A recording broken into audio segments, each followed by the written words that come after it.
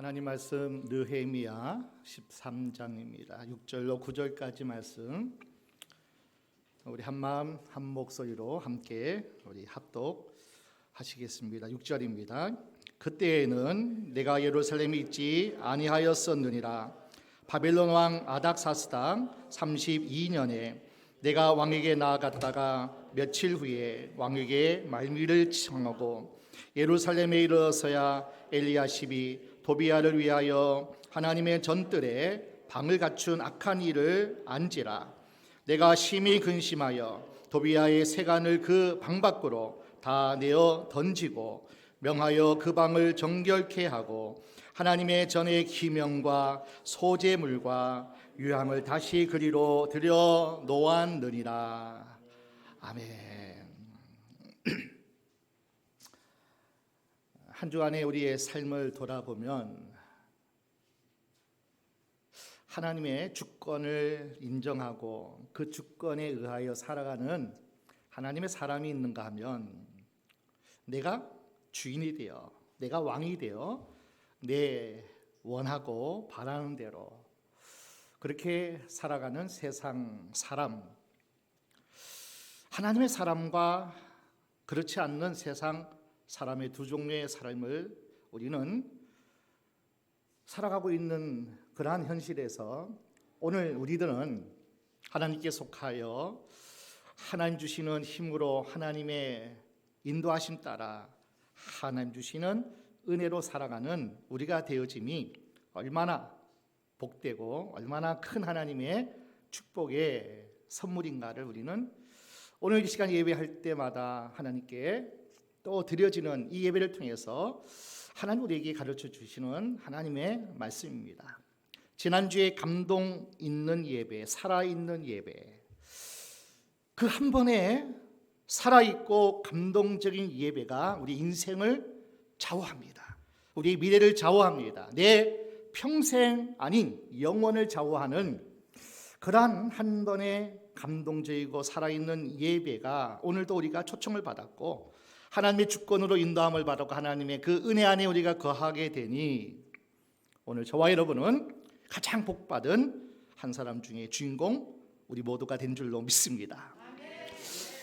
계속적으로 이렇게 주의를 하나님이 안식하라, 내가 복 주겠다, 나에게 나오고 나에게 맡기고 나에게 다 구하라, 그럼 내가 너희를 인도할 것이고 함께 할 것이고 영원한 그 나라까지 내가 너희를 끌어가고 그리고 복 주리라 약속하신 그 은혜를 우리가 힘입고 나왔습니다. 그래서 우리는 우리의 삶 속에 어떠한 삶을 사느냐에 따라서 어떠한 예배를 드리냐에 따라서 하나님이 어떻게 우리를 복 주시고 어떻게 우리를 이끌어 가시는가를 체험하고 날마다 경험하는 그러한 삶이 우리의 삶이 되어져야 됩니다. 우리가 살아가는 이 세상에 법칙이 있습니다.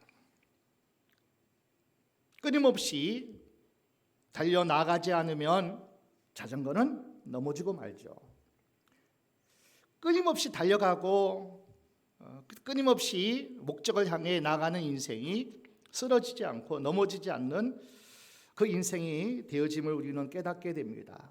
많은 기계들이 있고 많은 우리가 사용하는 전자제품이나 그런 모든 것들이 있습니다. 그 것들은 사용하지 않으면 녹습니다. 사용하지 않으면 그 기능을 그냥 놔둔 것 같은데 녹슬어요. 그 기능과 성능을 다 하지 못하고 폐기하고 마는 그런 것들을 많이 우리가 겪습니다. 우리의 몸도 마찬가지. 우리의 몸도 쓰지 않으면 고장납니다. 쓰지 않으면 자꾸 퇴색해져요. 가만히 있으면 유지하는 것이 아니라는 거예요. 근육도 빠져나간다 그러잖아요.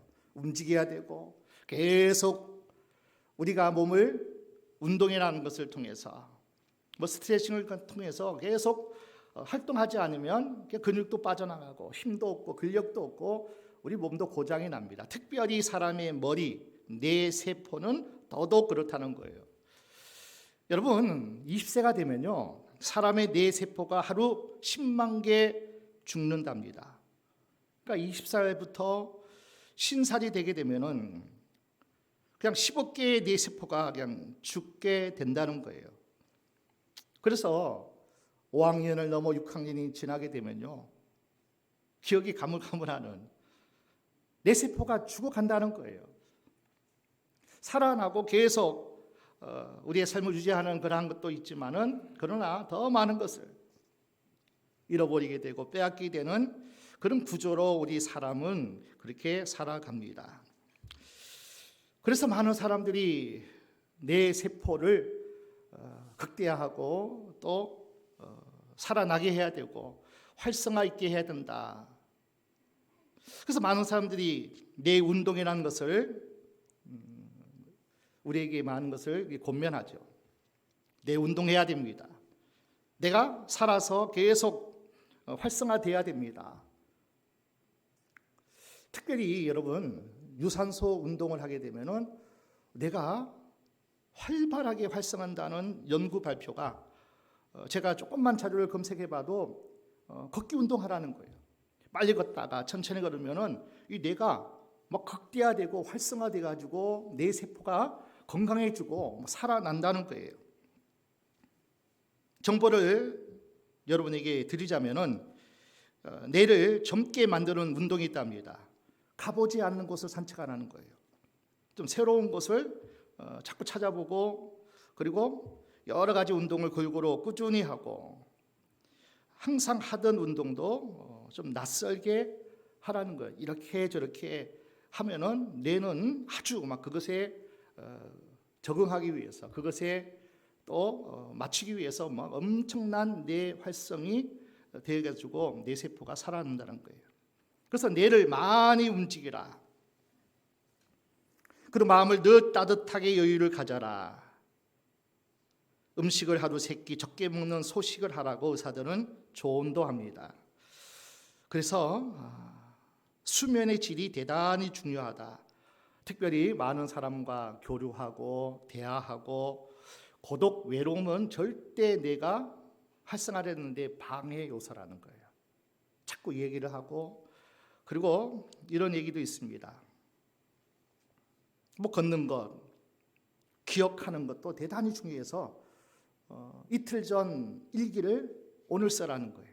그럼 막 생각하고 머리를 자꾸 활성화시키면은 뇌가 아주 건강하게, 그렇게 우리의 삶에 유익하게, 그리고 치매도 예방되어주고 아주 우리에게 좋다는 거예요. 이러한 몸도 머리도 사회의 모든 구조도 다 보십시오.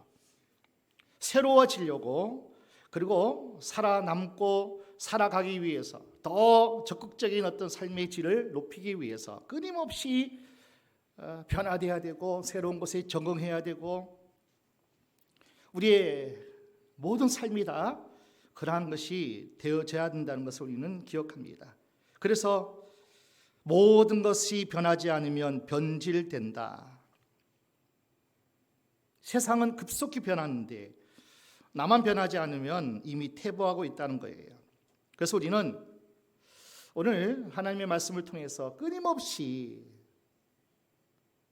하나님의 사람들은 더더욱 하나님 앞에 나오는 이 시간, 또 한 주간 사는 모든 삶을 통해서 끊임없이 세상도 그렇게, 육신도, 우리의 육체도 그렇게 훈련하고 다듬어 가야 새로워지는 삶을 끊임없이 건강하게 사는 것처럼, 우리의 믿음도, 우리의 신앙도 영원한 하나님 나라의 목적을 향해 나아가는 저와 여러분도 변하지 않으면, 도전하지 않으면, 끊임없이 몸부림치고 끊임없이 우리가 나아가고 전진하지 아니하면 넘어지는 자, 퇴보하는 자, 그리고 결국은 하나님의 그 축복의 반열에서 계속 미루어질 수밖에 없는 그러한 삶을 살아갈 수밖에 없다는 겁니다. 자, 느헤미야서는 사실 지난 12장에서 이미 끝나도 될 만한 내용들입니다. 그런데 오늘 13장은 사실 에필로그의 부록이에요. 성벽 재건, 성문 재건, 율법의 말씀을 듣고 초막절을 지키고 그렇게 서약하고 결단합니다. 퍼포먼스를 하면서 성벽을 돌고 봉헌 예식을 정말 하나님께 기쁨으로, 감사함으로, 즐거움으로 정결의 예배를 하나님께 올려드렸습니다. 충분히 해피엔딩 그런 책이 12장에 끝내면 뭐 다른 거 없어요. 느헤미야 한 사람을 통해서, 그 사람의 하나님 주시는 감동이 순종을 통해서 이루어지는 놀라운 하나님의 나라의 확장과 세워짐의 역사가 해피엔딩이에요. 12장까지. 얼마나 아름다운 하나님의 사람이 이룬, 하나님이 하신 일, 이것이 느헤미야 1장에서 12장까지의 내용입니다. 느헤미야도 이것이 완성이라고 생각했습니다. 그래서 페르시아 왕궁으로 돌아갑니다. 여기서 느헤미야서가 우리 인생, 우리가 함께하는 공동체, 잘 먹고 잘 살았다, 해피엔딩, 얼마나 좋냐는 거예요. 어려움도 힘듦도 잘 통과하고 극복하고 감당해서 인생 역전하더라. 우리 인생, 우리 공동체가 해피엔딩이면 얼마나 좋겠습니까? 얼마나 멋지고 아름다웠을까? 그런데 12장 다음에는 13장이 오더라 하는 얘기예요. 12장이 지나면 또 13장이 우리에게 찾아오는 것이 인생이더라 하는 것이 오늘 13장의 결론이에요. 12년 사역으로 느헤미야는 하나님 나라, 하나님의 백성, 하나님의 예배 신앙 굳건히 그렇게 세웠고 서는 것처럼 보였습니다. 온 백성이 하나님만 섬기겠습니다. 결단합니다. 안식일을 잘 지키겠습니다. 시간도 생명도 내 것 아니지만 내게 주신 모든 물질도 하나님의 것입니다. 11조와 봉헌을 철저히 지키겠습니다. 자녀들을 신앙으로 잘 인도하겠습니다. 서명하고 사인하고 그리고 그렇게 살겠다고 함께 나누고, 얼마나 멋진 하나님의 역사가 느헤미야서에 기록된지 몰라요. 그러나 보십시오. 느헤미야가 페르시아에 돌아갔던 그 사이 서약했던 모든 언약을 다 무너집니다. 세상은 악하기 때문에 그래요. 마지막 주님이 오시고 재림의 그 나팔 소리가 울리기 전까지는 악한 원수 사단 마귀가 공중 권세 잡은 자로서 이 땅에 역사하기 때문에 그러기도 하고요. 그 세상은 악해요. 패역합니다. 그리고 우리는 연약합니다. 12장으로 끝나는 인생이 아니라는 거예요. 또 다시 13장이 우리에게 찾아온다는 거예요. 인생은 12장이 끝남이 아니라 완성되어야 하는 것 아니라는 겁니다. 왜 성경은 느헤미야 13장을 기록하여 우리에게 또 말씀하시는가? 여러분, 12장의 마침은요, 연속극이나 드라마에서 혹시라도 볼 수 있는 그러한 장면인데 우리의 인생은 그렇지 않습니다. 오늘 성공했는데 변하고 계획하고 끊임없이 하나님의 주권 아래에 서 있지 않으면 실패가 나를 기다리고 있다는 거예요. 마음부터 무너져요. 삶에서 무너져요. 공동체가 무너집니다. 하나님 나라가 무너질 수밖에 없는 구조가 이 세상의 구조라는 거예요. 죽는 날까지 인생은 13장입니다.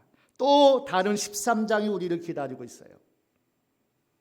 오늘 성공했는데, 오늘 받은 은혜, 평생 승리가 없어요. 평생 보장이 없어요.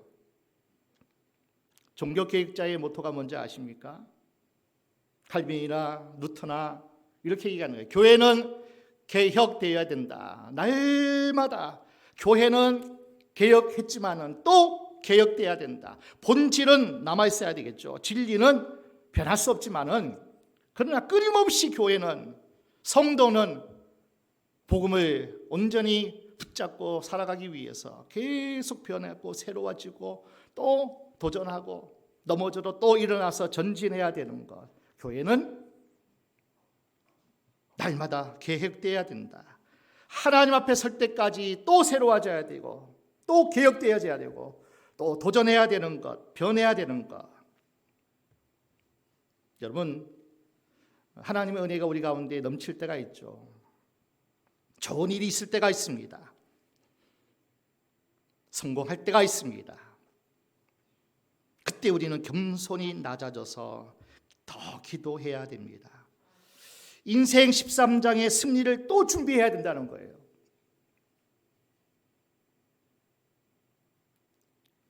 은혜 받은 것으로 끝나지 않는다는 거예요. 어떤 청년들은 결혼식만 멋지게 하면 행복할 줄 압니다. 여러분, 결혼식은요, 행복한 결혼 생활을 약속하는 자리예요. 첫걸음도 뗀 것 아니에요.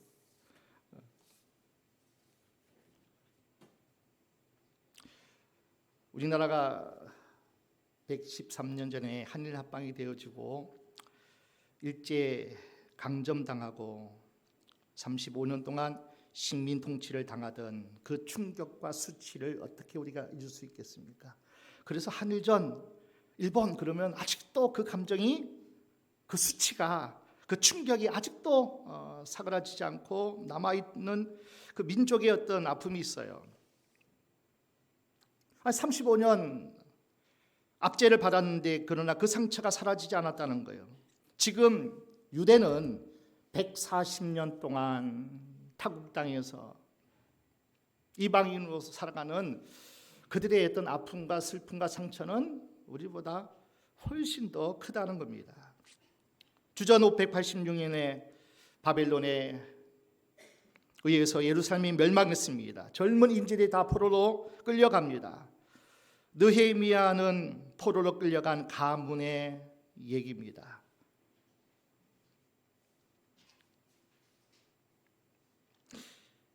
그 포로 젊은이 한 가운데 느헤미야의 할아버지가 있었습니다.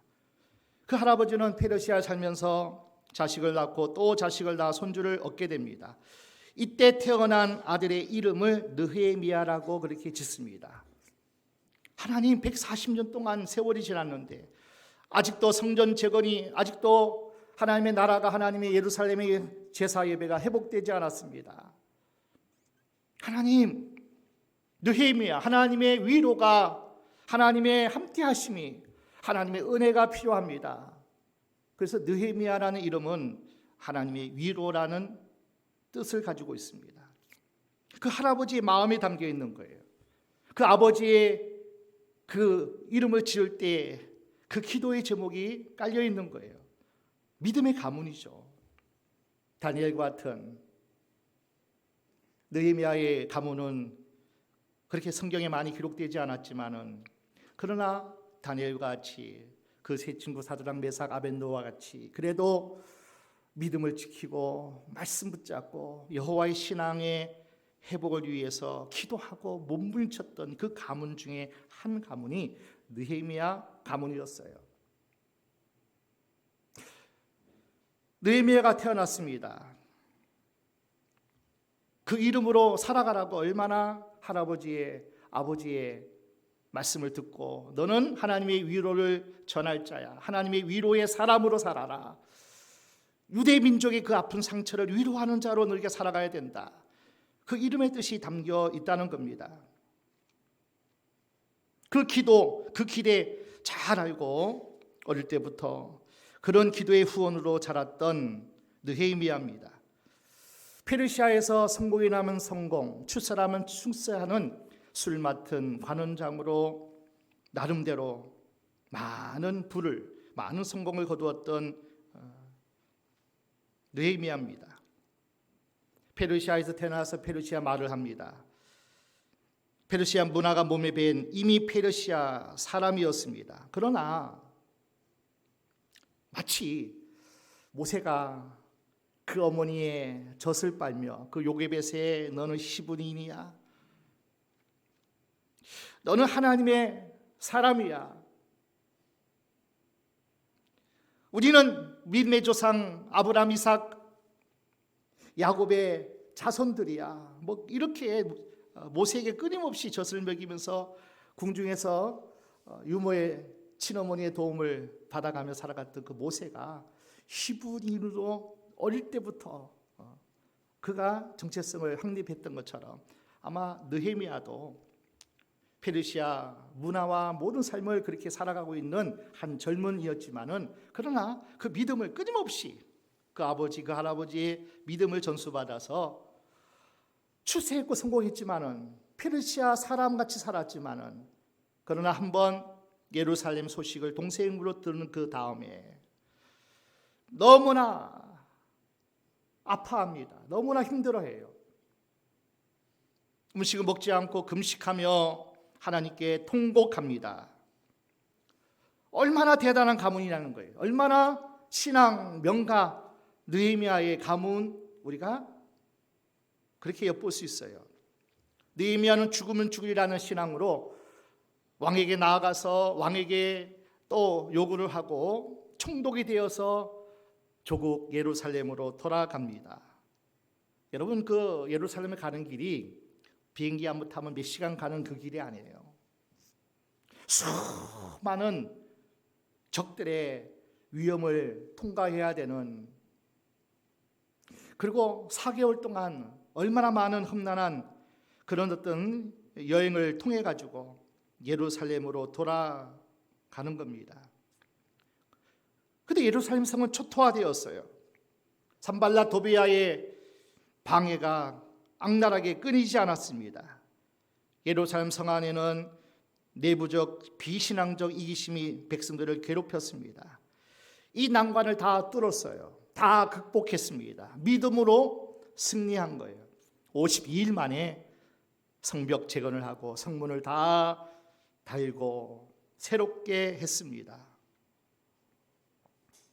완수합니다. 구약 성경에 개혁의 인물 중에 에스라와 느헤미야 같은 완전한 성공적인 개혁은 없었습니다. 에스라, 느헤미야 신앙 부흥 운동, 민족 재건 운동, 가장 어둡고 암울한 때에 가장 빛나는 개혁의 주인공들이 되었습니다. 아무나 이룰 수 없는 역사적인 사건이었습니다. 성전은 스룹바벨 성전으로 세워졌지만 그냥 성전만 세워졌어요. 솔로몬의 성전에 비하면 너무나 비교할 만한 그런 성전은 아니었지만, 그러나 오랜 세월 동안 성벽이 무너지고 성문은 다 탔기 때문에 여호와의 신앙, 예배 신앙을 회복하지 못하고 있을 때 성벽 재건을 했죠. 성문 재건을 했습니다. 하나님의 말씀이 되살아납니다. 죽었던 초막절이 1000년 만에 살아났습니다. 성전 제사가 다시 시작됩니다. 안식일이 지켜집니다. 모든 백성이 하나님 앞에 11조와 봉헌을 서약합니다. 우상 숭배를 끊기 위해서 이방 혼인을 금하고 다음 세대의 자녀들을 신앙으로 이끌겠다고 족장들이 서약하고 다짐합니다. 무려 12년 만에 성공적 재건 그리고 성공적 개혁 신앙 부흥 운동을 마쳤습니다. 이때 느헤미야는 왕과의 약속을 지키기 위해서 다시 페르시아 왕궁으로 돌아갑니다. 정치, 성전, 종교 모두 다 위임하고, 그리고 12년의 사역을 마치고 다시 왕궁으로 돌아가는 느헤미야였습니다. 자, 1장 1절을 함께 볼까요? 1장 1절, 느헤미야 1장 1절입니다. 그때에는 내가 예루살렘에 있지 아니하. 1장 1절, 하갈의 아들 느헤미야의 말이라 아닥사스다 왕 제20년 기스르월에 내가 수상궁에 있더니. 자, 자, 13장 6절입니다. 13장 6절. 그때에는 내가 예루살렘에 있지 아니하였었느니라 바벨론 왕 아닥사스다 32년에. 자, 1장 1절에는 아닥사스다 왕 20년이고 13장 6절은 이제 수상궁에 돌아갔을 때예요. 32년. 그러면 몇 년이죠? 12년에 다시 바벨론 페르시아 왕궁으로 돌아갔습니다. 얼마 지나지 않은 것 같아요. 성경에는 며칠 후라고 했지만은 모든 날의 끝날 아마 1년 정도 지났던, 많으면 1, 2년 그런 시간 속에서 다시 돌아와 보니까 모든 신앙이 다 무너진 거예요. 서명하고 장담하고 결단하고 이렇게 살겠다고, 이렇게 살지 않으면 화가 우리에게 미치리로다, 직접 서명까지 다 했잖아요. 안식일을 지키겠습니다. 제사신앙 회복하고 초막절 지키고 이방 결혼을 금지하고 뭐 이런 개혁들이 얼마나 하나님이 기뻐하셨고, 그리고 이스라엘 백성의 신앙이 얼마나 성숙하고 기쁘고 즐겁고 감사하고 하나님이 복을 주실 때였어요. 그 시간이 1년, 2년이 지나지 않았다는 거예요. 다시 페르시아에서 다시 예루살렘에 돌아오니 다 무너져 버렸다는, 그 신앙들이 다 무너졌어요. 하나님의 약속했던 그 약속을 짓밟기 시작합니다. 안식일을 범했습니다. 성전 제사를 소홀히 여깁니다. 봉헌도 멈췄습니다. 이방 혼인을 서슴지 않습니다. 다시 예루살렘의 영적 폐허의 도시가 되었다는 겁니다. 우리나라 구석구석, 한국교회 이곳저곳, 우리의 가정들, 아니 모든 사람들이 느헤미야 13장을 경험하고 있어요. 오랫동안 얼마나 하나님이 우리 조국 대한민국을 복 주셨습니까? 6.25 폐허가 된 이 나라에 여호와 신앙이 불같이 타올랐잖아요. 그래서 미국 다음에 세계 선교사 파송 국가가 우리 대한민국이에요. 경제 세계 순위가 8위라 10위 안에 들 정도로 어마어마한 하나님의 복을 주신 이 나라입니다. 해피엔딩으로 끝나야죠. 이미 미국과 서부 유럽이 다 13장을 지금 살고 있잖아요. 우리 가정, 우리 사회, 이 나라, 그리고 한국교회 다 보십시오. 13장의 경험하고 있는 현실이 부인할 수가 없어요. 어제의 성공이 영원한 성공이 아니라는 거예요. 어제 받은 은혜로 오늘도 살아가고 이겨낼 수 있다는 것이 아니라는 거예요.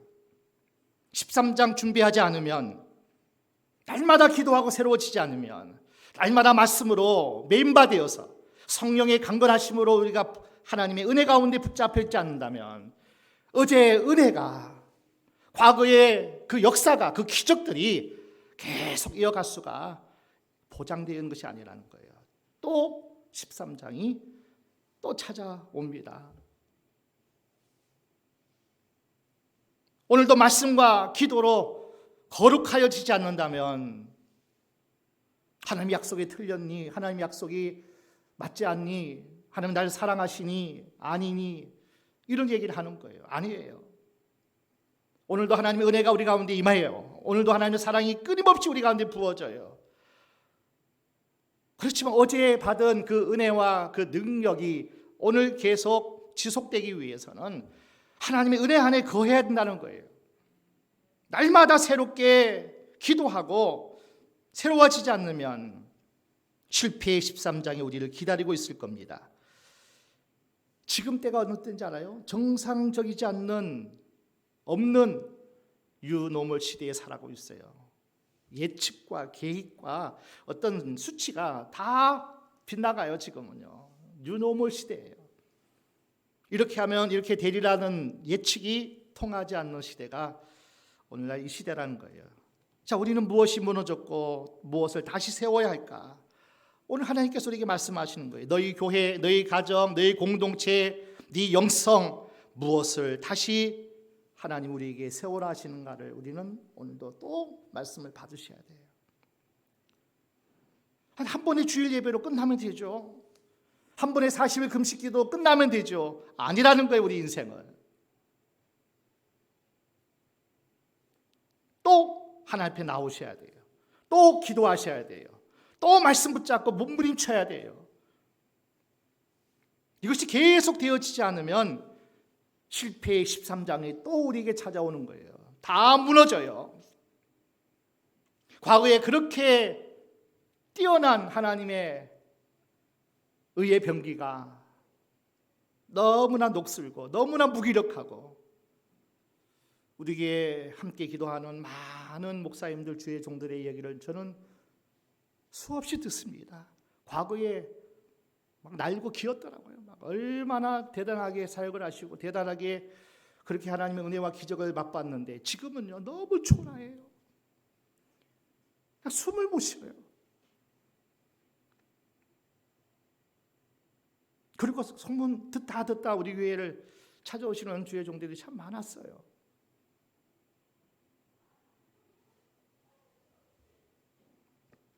고국 땅으로 다시 돌아온 느헤미야 13장에서 무엇보다도 먼저 성전을 정결케 합니다. 여기 성전이 뭡니까? 하나님이 성전의 주인이시고 내 인생의 주인이 되시는가? 성도들의 교회관이에요. 교회관. 하나님이 거하시는 성전인 것을 네가 알지 못하느냐? 교회관이에요. 이 교회가, 이 공동체가 하나님이 주인이시냐는 거예요. 내 인생의 주인이 하나님이시냐고 우리에게 묻고 있는 거예요. 끊임없이 성전을 정화시켜야 돼요. 청결케 해야 돼요. 교회 생활 똑바로 서 있지 못하면 모든 삶이 흔들 수밖에 없다는 거예요. 예배에 실패하면 모든 것에 실패할 수밖에 없다는 거예요. 우리 마음을, 중심을 하나님 중심, 신앙 중심으로 굳건히 서 있느냐? 하나님 우리에게 묻고 있는 거예요. 한 주간 살아가면서 다 무너져요. 다 무너져요. 얼마나 연약한 존재가 우리 존재입니까?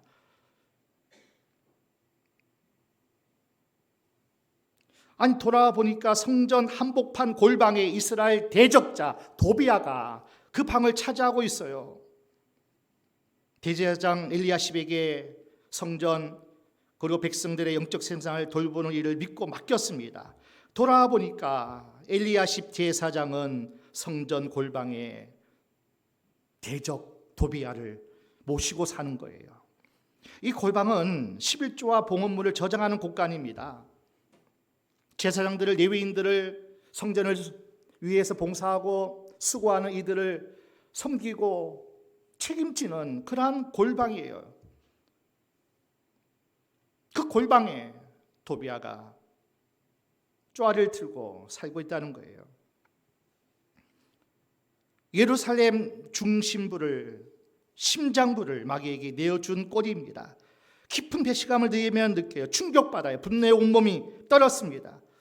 마치 요한복음 2장에 예수님께서 채찍을 들어서 장사치를 다 몰아내고 강도의 소굴로 만드느냐 하고 성전을 정결케 하신 그 역사가 느헤미야도 똑같이 분노를 느꼈던 거예요. 하나님의 성전이 마귀의 앞잡이 도비아가 그 골방을 차지하고 있으니까 기가 막힌 거예요. 단순한 느헤미야의 분노가 아니에요. 하나님의 진노를 나타내는 거예요. 오늘 우리의 삶 속에서 쫓아내야 할 도비아가 무엇인가를 한번 돌아봐야 됩니다. 내 안에 도비아를 몰아내야 됩니다. 절대로 하나님과 상관없는 것, 내 안에 들어올 수 없는 것, 나를 주장할 수 없는 그 악함과 더러움과 어둠의 열매들이 내 안에 도비아처럼 내 중심에, 내 삶에 아직도 있다면 느헤미야의 분노가 우리의 분노가 돼야 돼요. 세간을 다 끌어내버려야 돼요. 도비아를 내쳐버려야 돼요. 처음에는 근심하여 그래요. 다른 말로 두렵다는 거예요. 도비아가 얼마나 많은 영향력을 끼치고 있던 그 도비아를 내친다는 것이, 다시 기득권이 된 그 도비아를 또 상대한다는 것이 두려운 일이고 근심스러운 일이었지만은, 하나님의 분노를 대신해서 다 내어 쫓아버리고 하나님의 성전을 다시 세우는 느헤미야의 모습이에요. 도비아가 누굽니까? 산발락과 도비아, 끊임없이 성벽을 재건하는 일에 방해하고 음모하고 끊임없이 사단짓한 것이 바로 이 도비아의 정체입니다. 자, 13장 1절을 보실까요? 그날에 모세의 책을 낭독하여 기록하기를 암몬 사람과 모압 사람은 영원히 하나님의 회에 들어오지 못하리니. 암몬 사람의 도비아는 여호와의 총에 영원히 들어오지 못하는, 하나님을 대적하는 자의 자손이에요. 그런데 성전 골방 심장부에 들여서 내 안에 부정적인 생각들, 부정적인 언어들, 함부로 비판하고 비난하는 주의 몸된 교회를 소홀히 여기는 이런 자세가 도비아라는 거예요. 내가 하나님의 사람으로, 하나님의 백성으로, 하나님의 공동체 안에 한 일원으로, 지체로서 어떻게 내가 살아가는가를 자세히 한번 점검해 보셔야 돼요. 내 안에 도비아가 있다면 팽개쳐야 된다는 거예요. 하나님 십계명 제2계명의 우상을 섬기지도 말고 절하지도 말고 만들지도 말고. 근데 이방인들과 자폰하면서 끊임없이 우상들이 들어오는 거예요. 안식일을 범합니다. 느헤미야가 분노를 이길 수 없어가지고 이방혼하는 이들을 머리를 쥐어박고 머리털을 뽑아 수치를 안깁니다. 하나님의 분노죠. 하나님의 분노. 그리고 하나님의 율법에 기록되는 그 언어로 함께 히브리 언어로 나눠야 되는데 언어가 사라져요. 아람어를 쓰고 있어요. 언어는 정신인데, 언어는 영성인데, 언어는 민족의 자존심인데, 그러니까 끊임없이 그들은 세상 문화와 세상 유행을 따라 하나님의 것을 다 잃어버리고 빼앗기는 모습. 고국으로 돌아온 느헤미야는 무너진 안식일 신앙도 회복합니다. 여러분, 마귀가요, 기독교를 없애는 방법 딱 한 가지 있답니다. 결정타가 있다는 거예요. 그러니까 주일 신앙만 무너지게 하면 된다는 거예요. 그러니까 주일만 못 지키기만 하면 된다는 거예요. 성수주일, 주일 신앙이 우리에게는 얼마나 하나님의 복에, 우리에게 주어진 축복의 귀한 날이고 회복하고 다시 한번 일어날 수 있는, 다시 한번 하나님의 은혜를 충전할 수 있는 귀한 시간, 귀한 날을 잃어버리고 빼앗긴다면 사단이가 춤을 춘다는 거예요. 주일 신앙이 무너진 다음에 믿음이 설 수가 없어요. 느헤미야가 세운 13장 신앙은 텅 빈 성전 봉헌 곡간을 채우고 무너진 예배를 회복하는 일이었습니다. 느헤미야가 무엇보다도 잘 알아요.